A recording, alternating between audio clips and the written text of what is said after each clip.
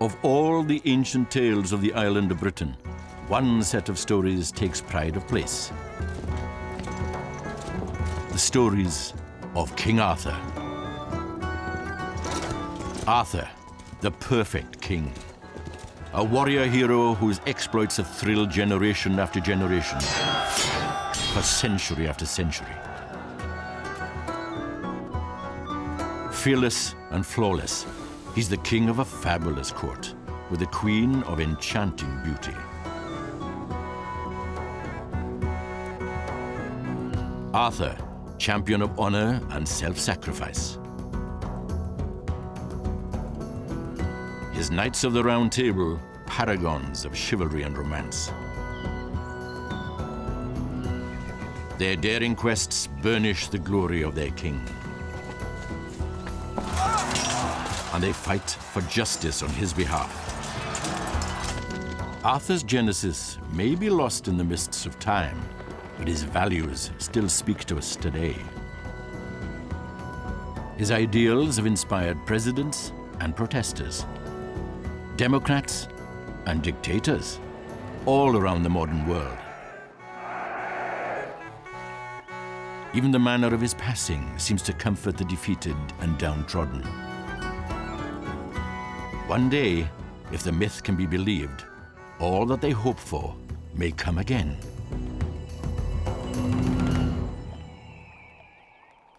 But what are the facts about this mystical king? Archaeologists have scoured Britain to try to pinpoint the location of his fabled court, Camelot. Historians have searched every surviving ancient manuscript for scraps of evidence about the real Arthur. Romantics have sought to follow his quest for the Holy Grail. But have they all been looking in the wrong direction? This is the true story of King Arthur, the legend.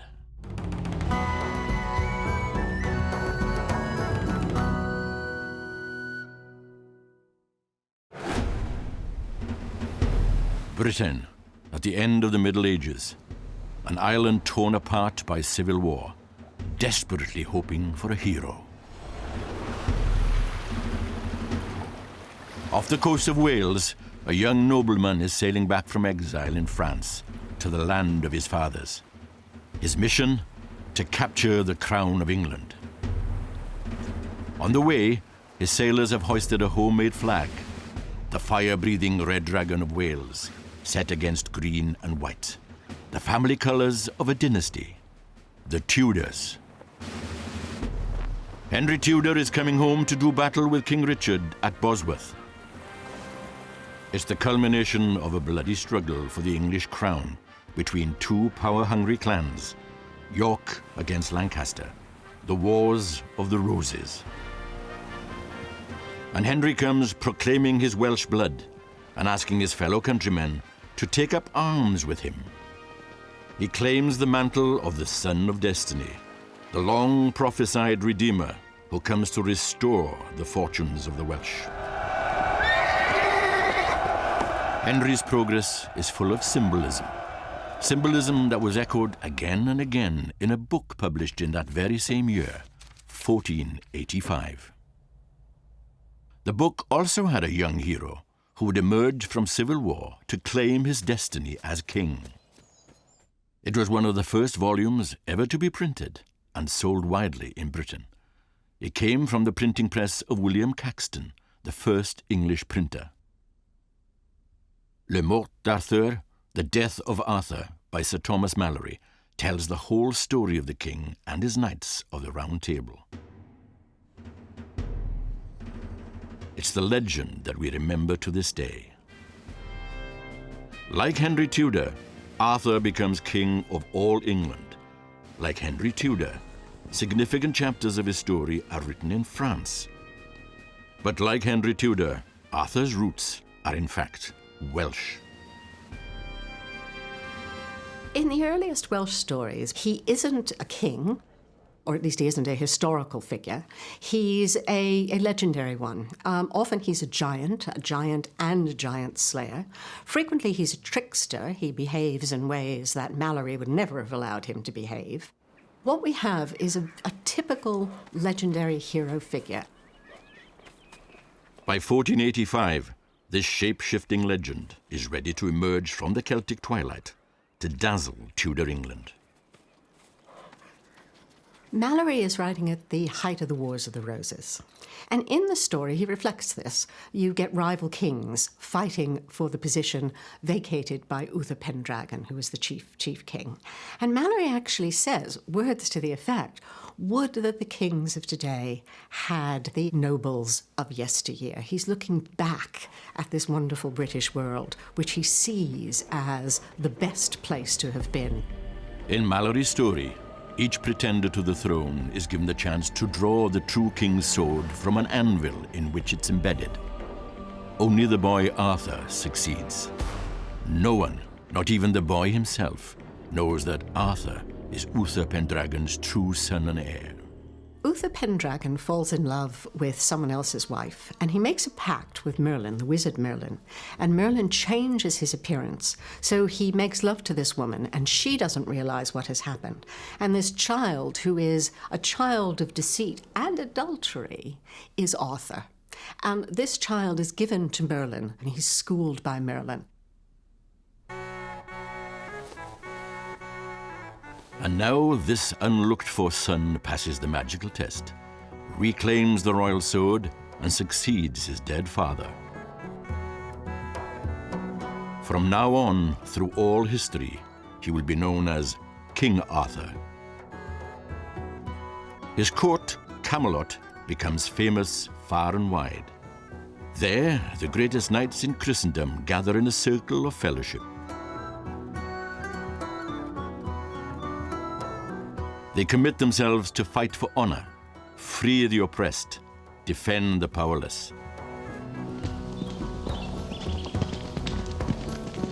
Always defying evil and braving peril, they pursue a mystic search for the Holy Grail, the communion cup of the Last Supper, said to have received Christ's blood at his crucifixion.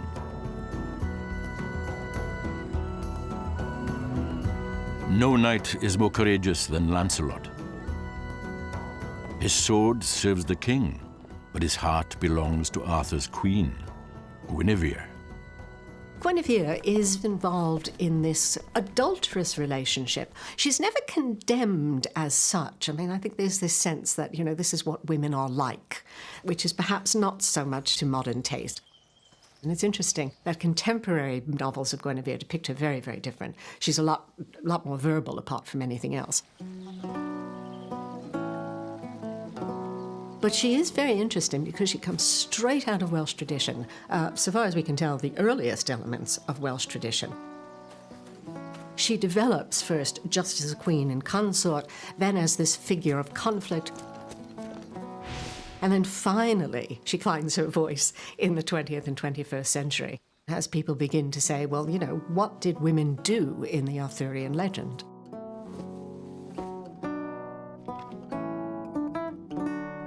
Guinevere and Lancelot are drawn ever more intimately together. Their slow-burning love ignites.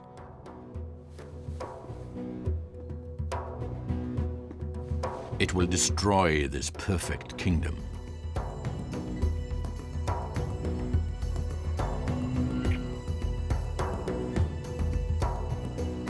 When the lovers yield to their passion, the king's embittered rival, the evil more.The, uncovers their adultery.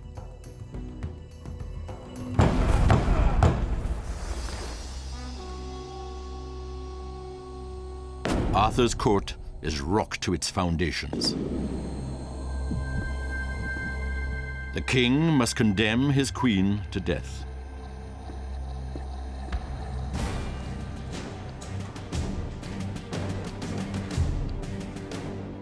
The fellowship of the Round Table is shattered, and Lancelot is exiled from Camelot. When he returns to rescue Guinevere, Chaos ensues.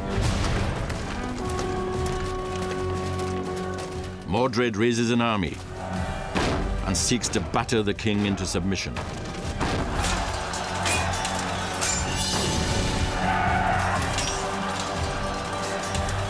In a terrible battle, the Knights of the Round Table perish.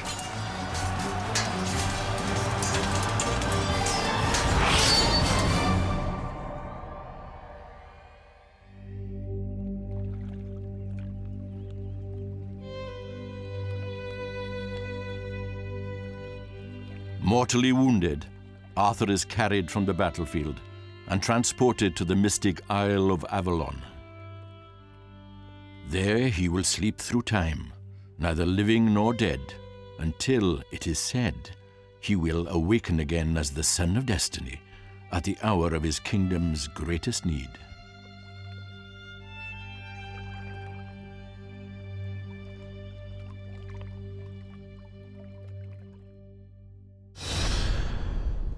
In the real world of 1485, many Welsh people believed that the ancient prophecy had finally come to life. In defeating King Richard on the field of Bosworth, Henry Tudor claimed the crown of England.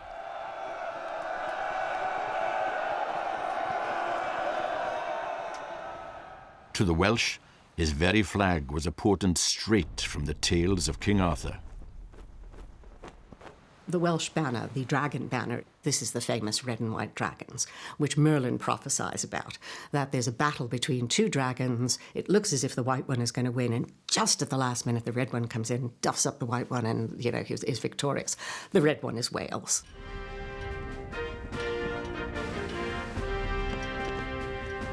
Now, while it's controversial just exactly how much of this stuff Henry actually used, his firstborn son, whom he sends to Leicester, which is in the Welsh marshes, to rule as Prince of Wales, and he gives him a very special name, Arthur.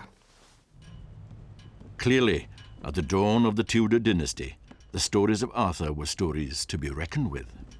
But where did their power come from? What was their origin? And what historical truth lay in them? In trying to answer these questions, antiquarians and historians have looked back from Henry Tudor's day, a whole millennium, to the time when a British king like Arthur might have lived and breathed.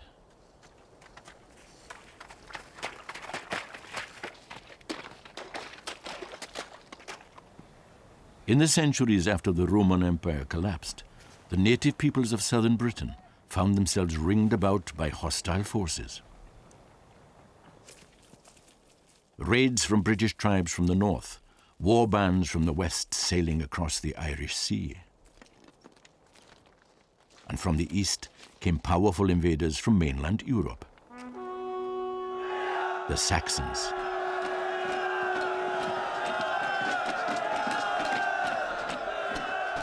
Native warlords were forced to defend their lands and their peoples.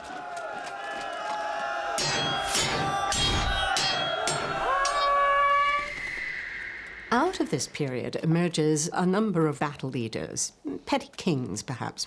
This is the period where people try to say that this king or that king must have been Arthur, and it just doesn't quite work. But what does happen is this image of the battle leader, generous, fierce, a leader of his people.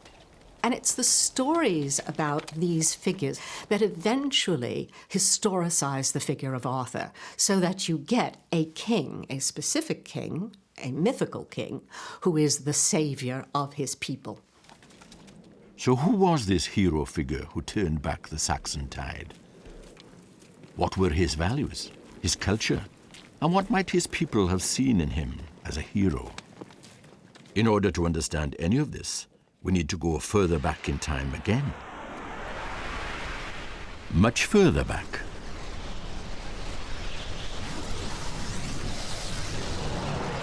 "4,000 years ago, a new people started to appear on the shores of Britain. Smiths and sages, possessed of a rare magic. They brought with them the secrets of metalworking and a culture we call Celtic.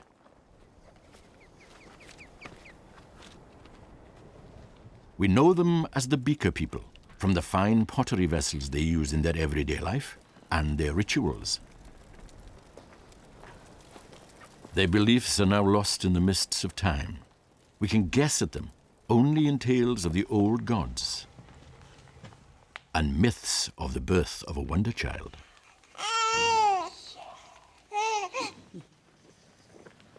But from generation to generation, their customs and beliefs must have been passed on.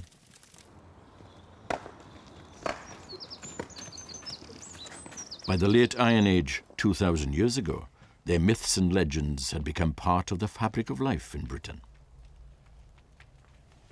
We have some tantalizing glimpses of who these people's heroes might have been.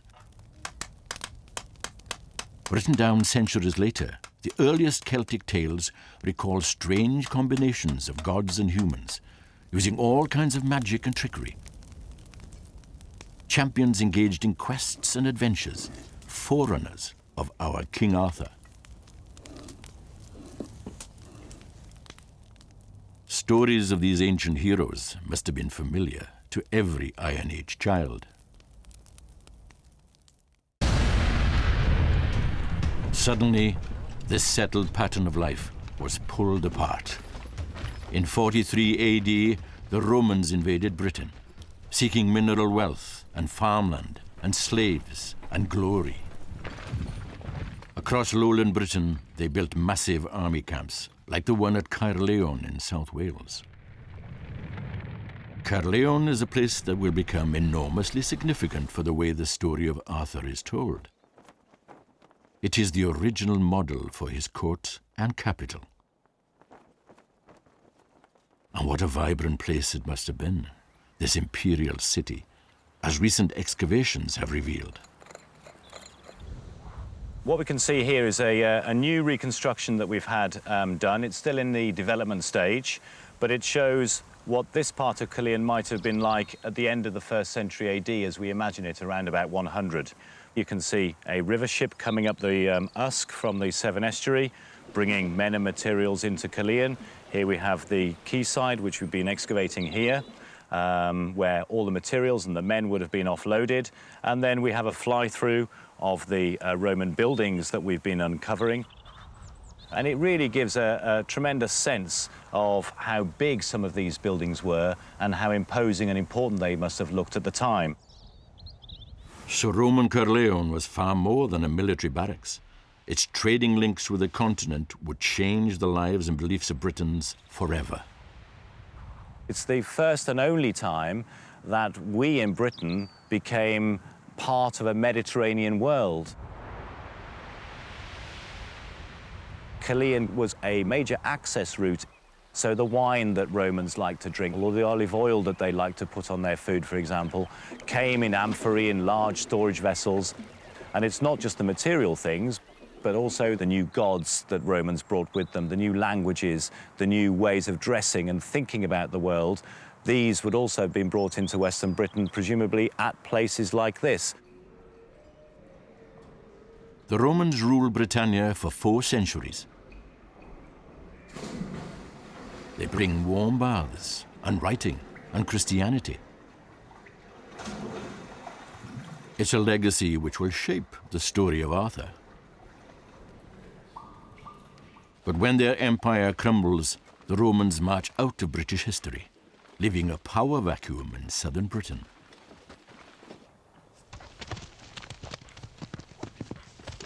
This is the territory on which native British kings were hurried into rearguard action against the new invaders. It is the world of King Arthur. It's also the age of the saints.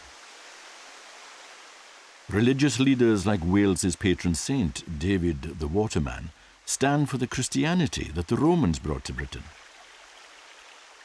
They are on a mission to keep the stream of this new faith pure from the invading Saxon infidels.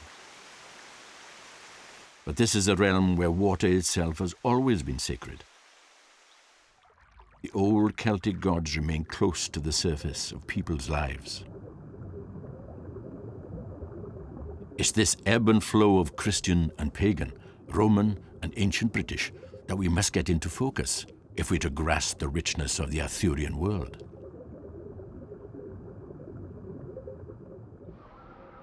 But in the fog of war, as the battles with the Saxons intensify, Arthur's own identity is still veiled in mystery. At the beginning of the 6th century, you have a monk, Gildas, who writes about the loss of Britain. And he sort of says, you know, this king and that king weren't up to the task. He's describing a world which is fragmenting almost as he's looking at it. He's actually writing within a generation of Mountbatten. And he mentions the battle. And this is one of the really important battles in the Arthurian legend. But he doesn't mention Arthur.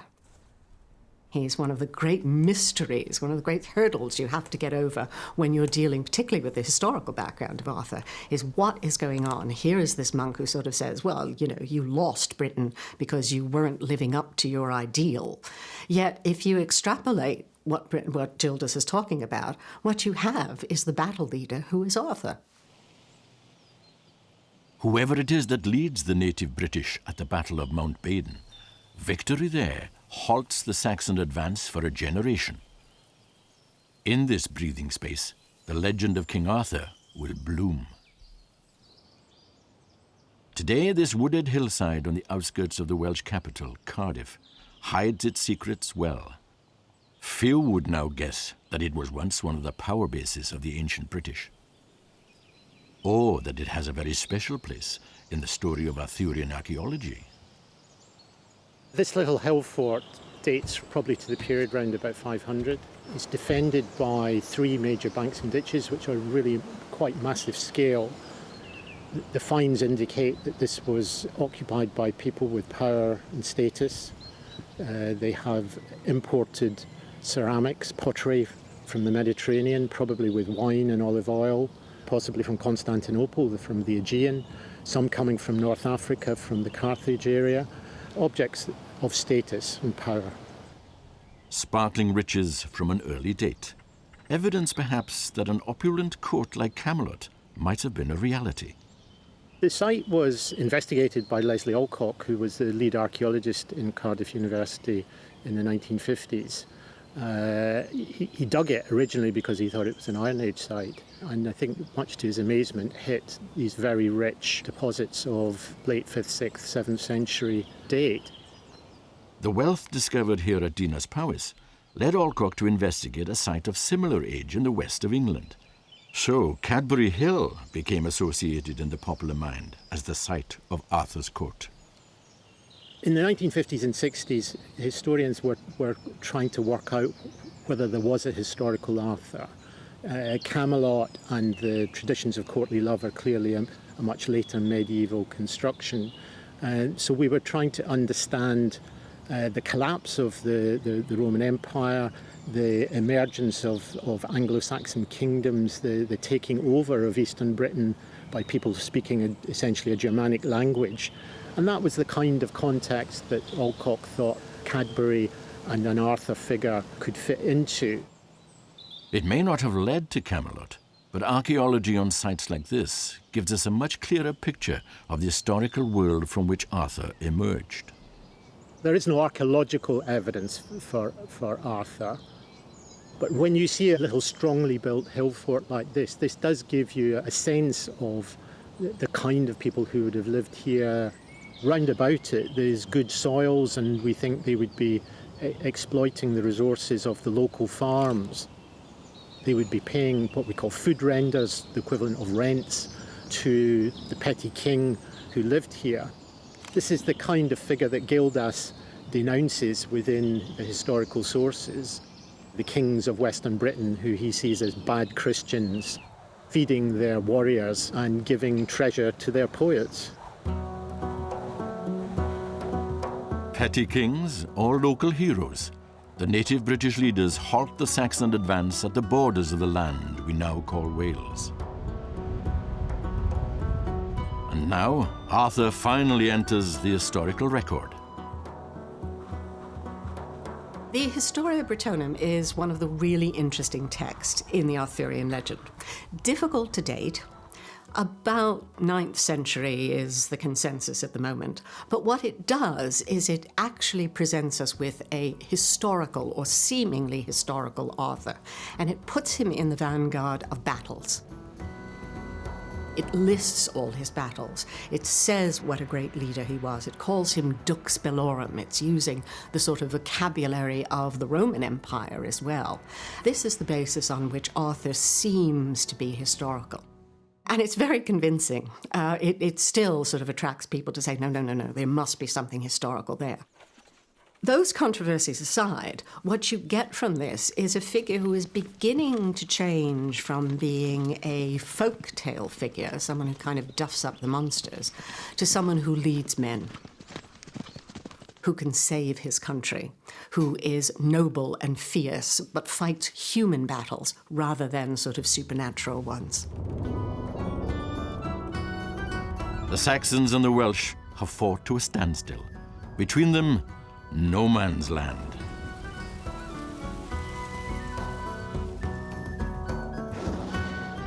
On the English side of the border, the Mercian king Offa constructs one of the largest defensive earthworks anywhere in Dark Age Europe. Offa's Dyke. Over in Wales, Arthur is being remembered more and more clearly as a hero who defended Christian Britain against the infidels from the east. The National Library of Wales in Aberystwyth houses the wonderful manuscripts of the earliest Arthurian tales, the Black Book of Carmarthen and the White Book of Rhydderch. These stories track Arthur's legendary progress around Wales, and they record how he left his name on the landscape itself. This rocky tor in Pembrokeshire, Carn Beaker, overlooks an ancient ring of stones. Tests prove it's very ancient, dating back to Neolithic times. But in Welsh, it's remembered as Bedd Arthur, Arthur's grave, one of several places recorded by antiquity as his resting place. Nearby stands another feature associated with the king. This is Carn Arthur, or Arthur's Stone, one of a legion of places right across Wales which have some sort of reference to the life of this king. He must have ridden his horse very hard, perhaps, because there are not one but two places named after the place where his horse's hoof pressed into the earth. And it seems as if this legendary, maybe historical king has left his imprint right on the map of Wales. You could say this is just a lump of rock, but give it a name and this lump of rock is baptised. And I imagine people actually traversing what is often a very wild terrain, trying to explain why this stone was placed here, and maybe coming up with an explanation long before geologists could ever begin to explain how the ice melts and moves stones like this about. And with their sense of description, coupled with imagination, they call this place Carn Arthur. And whether or not Arthur ever came here doesn't really matter, because someone did think this place mattered enough to give it a name, and through that give it some sort of permanence.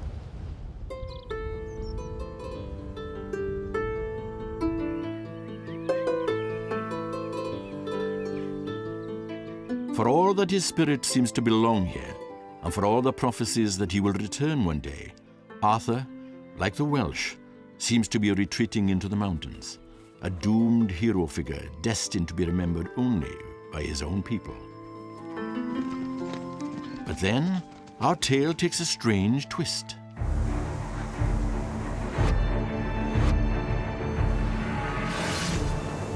In 1066, the Normans crossed the English Channel from France.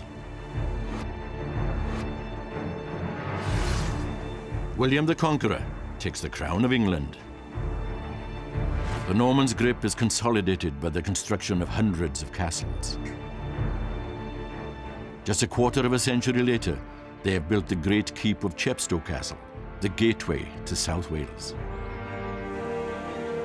Now they can sweep westwards across the coastal strip, building yet more castles.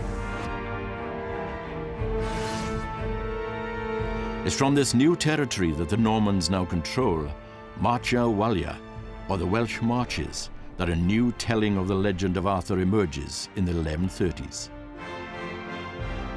This will be the Arthur who conquers the world. The author takes these stories, which are essentially British stories, and he forges them into this beautiful, coherent tale.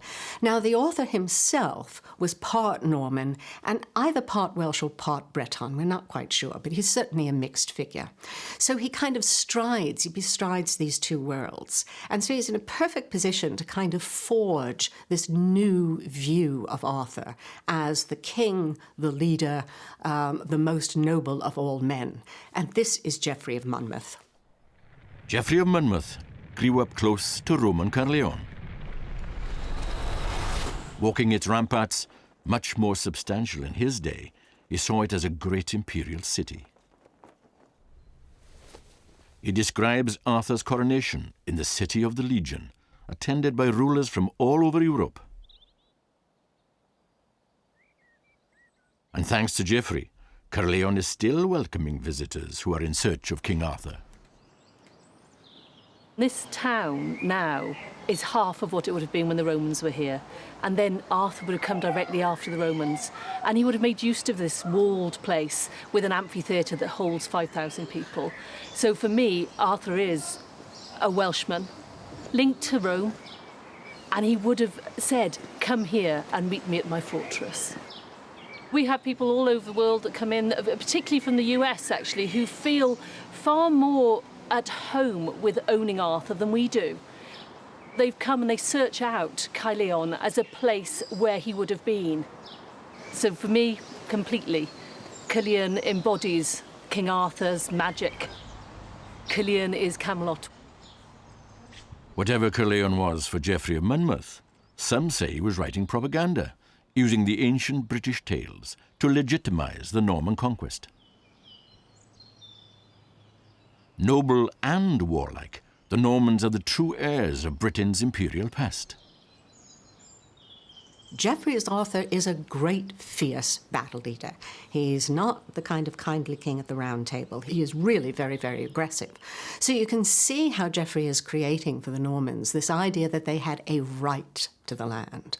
The land never belonged to the Anglo-Saxons. It never belonged to the conquering people. It belongs to these Britons who come ultimately from Troy, so he brings in the classical world as well, give their name to the land of Britain. And in a sense, their ownership is enshrined in this figure of Arthur.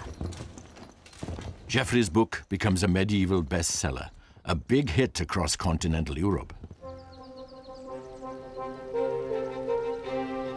Soon, writers in France are adding new strands to the legend, reflecting the courtly culture of the royal castles of the Loire, which would define la vie française for centuries to come. The most famous stories are clearly the stories in the romances. And these were originally written in the 12th century by a man named Chrétien de Troyes. He certainly wrote the Lancelot story for Marie de Champagne, who was the daughter of Eleanor of Aquitaine, who became the wife of Henry II. So you still have this arc between the Normans on the continent and the Normans in Britain.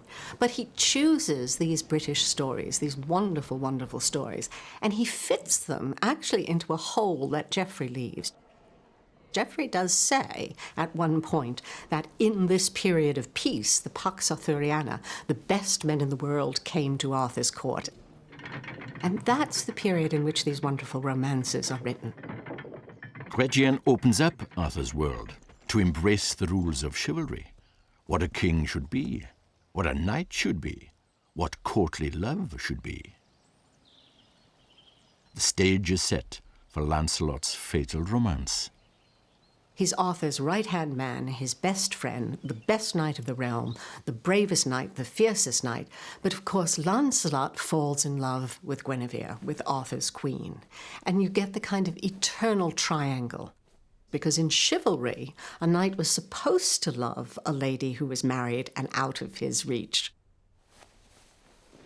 But what is a practical problem if the queen falls in love with the knight? You know there's going to be conflict. conflict, too, back in Britain. Arthur's role in legitimizing the Norman conquest is not complete. The Normans have yet to secure their grasp on the whole island of Britain. Scotland and upland Wales remain outside their direct control. A new and vigorous king makes it his mission to change all that. Edward I, Edward Longshanks, becomes known as the Hammer of the Scots, and he embarks on the biggest program of castle building anywhere in medieval Europe to crush the troublesome Welsh.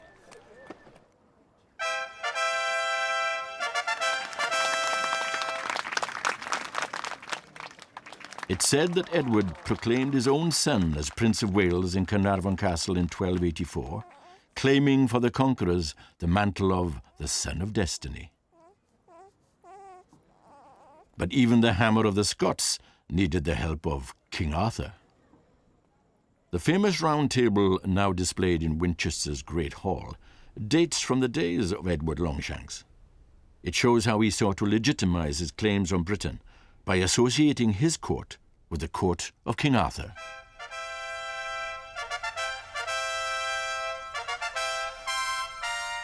Longshanks' grandson, who was Edward III, was also interested in the cult of Arthur. And of course, he takes this notion of the Fellowship of the Round Table, and eventually it becomes the Order of the Garter, these specially selected knights, the best of the best. And of course, he invests his son, the Black Prince, as the leader of this. So these Arthurian themes are being anglicized and they're being politicized. But Wales remained restless. Soon, in its rebel leader, Owain Glyndŵr, it seemed to have found its own Son of Destiny. Under Glyndŵr, in the first decade of the 1400s, the Welsh took hold of a string of Norman castles. Owain was crowned Prince of Wales at Harlech, and in his court here, a new Welsh Camelot, he laid plans for an independent country. Glyndŵr's Camelot lasted a decade. But in the end, his rebellion was crushed before he disappeared into the Welsh mists, leaving little but prophecies that he too, like Arthur, would one day return to redeem his people. But for the whole of the coming century, Britain remained riven by the Wars of the Roses. It was a struggle focused on the legitimate right to succeed to the throne. That's why the story of Arthur became such a fruitful subject for Sir Thomas Malory. One of the dominant themes in this legend is rulership and who should be king, because in the medieval world it was extremely important to have a clear, clean line. And of course, Arthur doesn't actually have a legitimate son. And in the Arthurian legend, part of the conflict, part of the interest, comes from the fact that it's not there. In the real world of 1485, Henry Tudor ended the Wars of the Roses by force of arms. But he still needed to legitimize his dynasty's claim to the crown. When Henry names his son Arthur, Henry VII calls his eldest son Arthur, and this isn't a boy who survives. We end up with Henry VIII. But it's very interesting how he is using this Arthurian legend. It's very controversial as to what exactly Henry is doing. But what we can see, and we're going to see that we've seen it already, and we're going to see it again, is that whenever you use Arthur, he's kind of a way out of a sticky situation. Arthur always takes you to a glorious past. Claiming a link to this glorious past was important for Henry's fellow countrymen too. The Welsh nobility kept ornate scrolls which traced their ancestry back to the native princes of Wales. And further back again, to King Arthur himself. But as the generations passed, Arthur and his importance seemed to recede further and further from mind. Until another great change in British life brought him back to centre stage. It wasn't a change that you'd have expected to breathe new life into an old legend.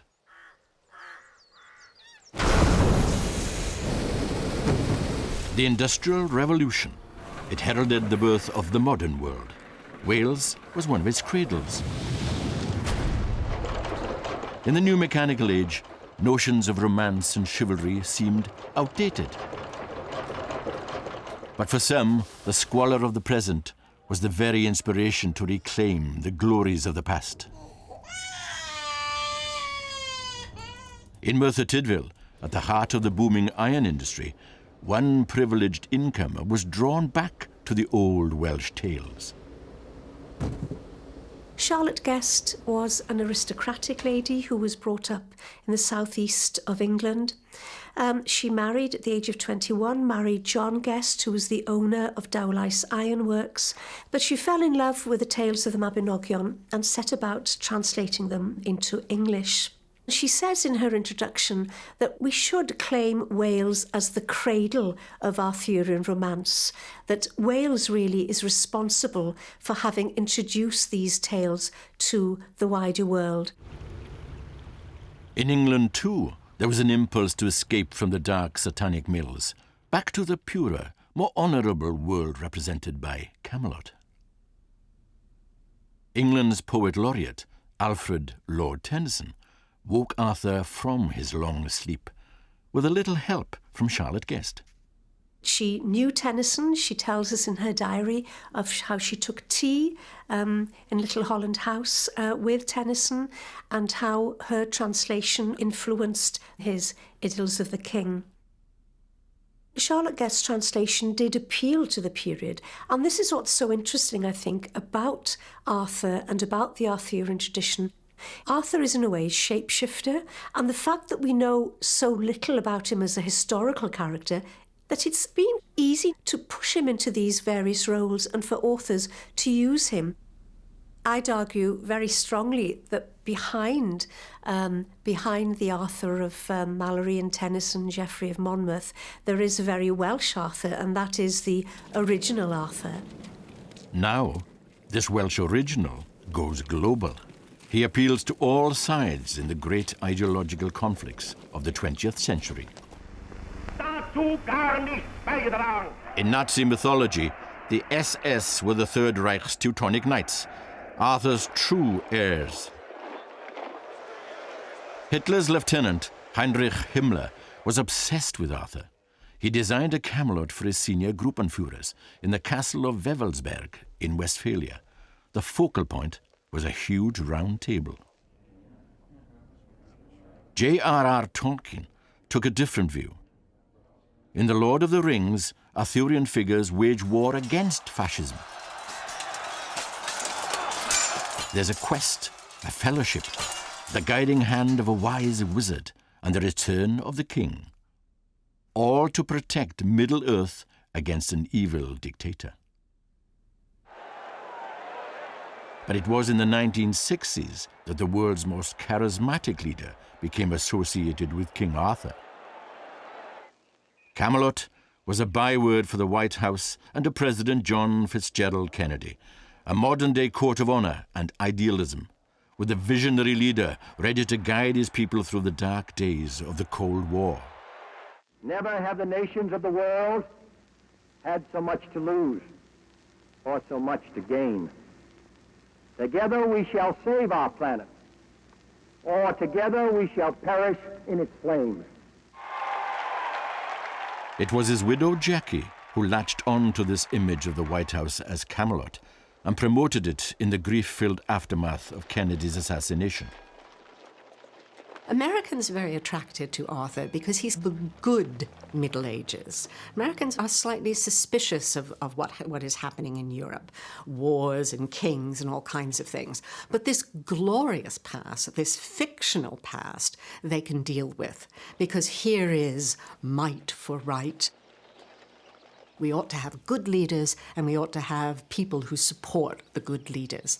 And of course, the Kennedy era ends in a curious parallel to Malory, in that Kennedy was just so full of promise. Whether he would have fulfilled it or not, we don't know. And that's the point. Because he dies young, and we kind of think, what could have been?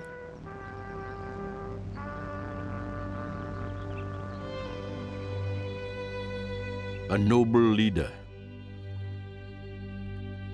departing this life too soon, leaving a grieving widow and a sense of destiny unfulfilled.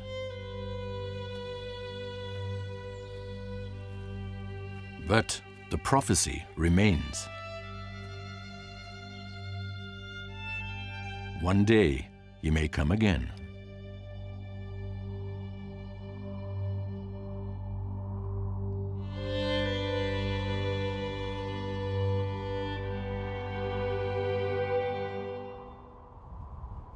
If Arthur's greatest battles in ancient times were with the Saxons, one of his greatest legacies for us today may be the remarkable survival of Welsh identity and culture in the modern world. On match days in Cardiff, the capital of Wales, the Red Dragon is flown proudly. It still has the power to overcome the old enemy. And at least one of Wales's former rugby heroes takes inspiration from his own given name. I sometimes react flippantly and say, of course, I was named after the late king, and wait for the reaction. My first cap, my first appearance for Wales was against England. There was a Celtic Arthurian mist that encircled the city and the stadium. The English came as overwhelming favourites with their legions, and happily, on that day, we won. That whole history, that whole tradition, the occasion, the atmosphere, I felt 10 feet tall. I felt like a king going into battle. We've been next door to a much larger and more powerful nation for our entire history. We need leaders, and the name Arthur invokes somewhere deep inside us a sense that we can produce great leaders, powerful leaders that can inspire a nation, achieve great things. Arthur, as I would call him in Welsh, Arthur in English, Arturo in Italian, and there are endless, it seems, variations around the world. But to me, he was, is, and always will be a great Welsh warrior king. And no one, no historian or anybody else will ever convince me otherwise.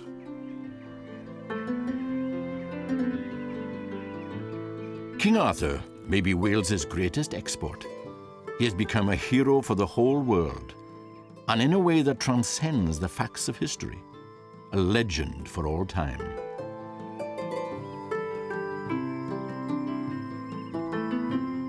He is a mythical figure, placed in history over and over again, because of the power his story wields to shape that history.